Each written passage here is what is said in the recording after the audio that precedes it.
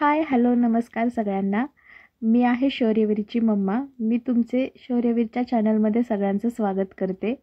तर आज शौर्याला मी सकाळ सकाळ लवकर आंघोळ घालून तयार केलं होतं. शक्यतो शौर्याची आंघोळ उशिराच असते, मी त्याला उशिराच आंघोळ घालते. कारण लवकर जरी आंघोळ घातली तरी तो सगळं घाण करतो, सगळं त्याचं खेळून वगैरे मातीत वगैरे खेळून आहे तसंच राडा करतो. त्यामुळे मी त्याला उशिराच आंघोळ घालते. तर शौर्य चालला होता आज पप्पांसोबत मटण आणायला. कारण त्यांनी मोबाईल बघताना मोबाईलमधले ते यूट्यूबचे शॉर्ट व्हिडिओ बघताना मटण पाहिलं होतं आणि सकाळपासून त्याचं चाललं होतं, मम्मा मला मटण खायचं आहे, मटण खायचं आहे. तो खायचं म्हणतो पण खात तर काहीच नाही. तर हे बघा, मी त्याला जाताना इथं विचारत होते, शौर्या तू काय आणायला चालला आहेस? तर तो मला म्हणत होता मी फिश आणायला चाललो आहे. कारण आमचं आधी ठरलं होतं फिश आणायचं, पण नंतर कॅन्सल करून तो मटण म्हणतोय म्हटल्यावर मटण आणलं आम्ही. तर हे बघा, त्यांनी मटण शौर्याच्या पप्पांनी त्यांनी मटण आणलं. मटण आणेपर्यंत मी माझं सगळं उरकून घेतलं होतं. सगळ्या चपात्या भाकरी, आईंना जी व्हेज भाजी लागते तीही केली होती मी.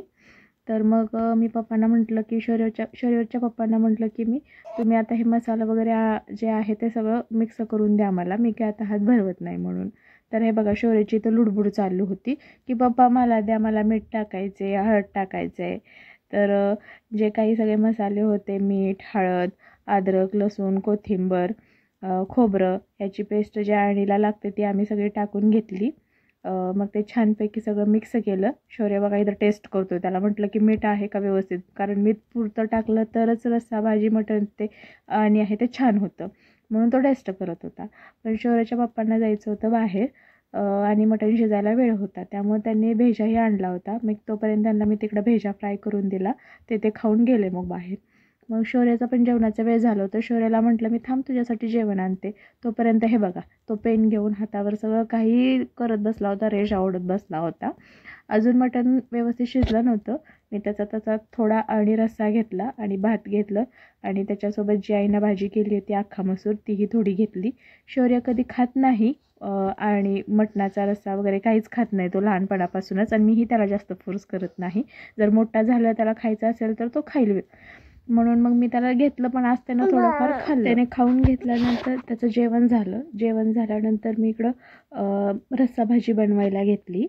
एका कढईमध्ये मी सर्व जो मसाला बनवला होता मटणासाठी तो सगळा चांगला परतवून घेतला तेल सुटेपर्यंत.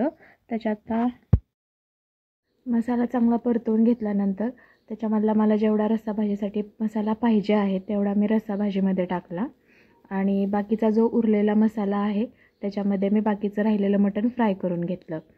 तर अशा प्रकारे आणि मटण, रस्सा भाजी आणि सुक्कं मी बनवून घेतलं होतं. आणि शौर्य तोपर्यंत त्याला झोपी लावलं नंतर मी, आणि तो झोपल्यानंतर मग आम्ही सगळ्यांनी जेवायला ताटं घेतली. मस्तपैकी अशा प्रकारे आजच्या दिवसाचा मटणाचा बेत झाला. तर तुम्हाला शौर्याचे व्हिडिओ पाहायला आवडत असतील तर आमच्या चॅनलला नक्कीच फॉलो करा, सबस्क्राईब करा आणि व्हिडिओला लाईक करा, कमेंट करा. चला तर भेटूया पुढच्या ब्लॉगमध्ये. तोपर्यंत